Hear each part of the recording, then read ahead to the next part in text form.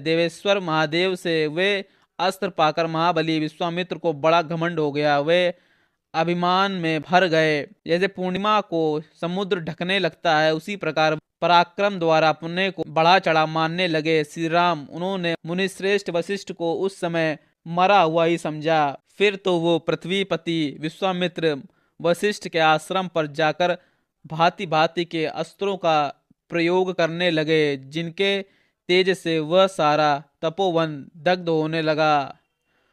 बुद्धिमान विश्वामित्र के उस बढ़ते हुए अस्त्र तेज को देखकर वहां रहने वाले सैकड़ों मुनि भयभीत हो संपूर्ण दिशा को भाग चले। वशिष्ठ जी के जो शिष्य थे, जो वहां के पशु और पक्षी थे, वे सहस्त्रों प्राणी भयभीत हो नाना दिशाओं की ओर भाग गए। महात्मा वशिष्ठ का वह आश्रम सूना हो गया। दो ही घड़ियों में ऊसर भूमि के समान उस स्थान पर सन्नाटा छा गया। वशिष्ठ जी बार बार कहने लगे, डरो मत, मैं अभी इस गधी पुत्र को नष्ट किए देता हूँ, ठीक उसी तरह जैसे सूर्य ओस को मिटा देता है। जपने वालों में श्रेष्ठ महातेजस्वी वशिष्ठ ऐसा कहकर उस समय विश्वामित्र जी से रोष पूर्वक बोले, अरे तूने चिरकाल से पाले पोसे तथा हरे भरे किए हुए इस आश्रम को नष्ट कर दिया, उजाड़ डाला। इसीलिए तू दुराचारी और विवेक शून्य है और इस पाप के कारण तू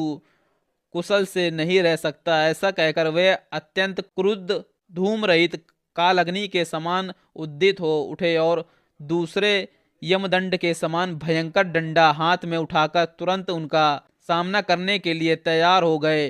वशिष्ठ जी के ऐसा कहने पर महाबली विश्वामित्र आग्नेयास्त्र लेकर बोले, अरे खड़ा रहे, खड़ा रहे। उस समय द्वितीय कालदंड के समान ब्रह्मदंड को उठाकर भगवान वशिष्ठ ने क्रोध पूर्वक इस प्रकार कहा, क्षत्रिय दम ले, ये मैं खड़ा हूं, तेरे पास जो बल हो उसे दिखा। गदी पुत्र, आज तेरे अस्त्र शस्त्रों के ज्ञान का घमंड में अभी धूल में मिला देता हूं। क्षत्रिय कुल कलंक, कहाँ तेरा छात्र बल और कहाँ महान ब्रह्म बल, मेरे दिव्य ब्रह्म बल को देख ले।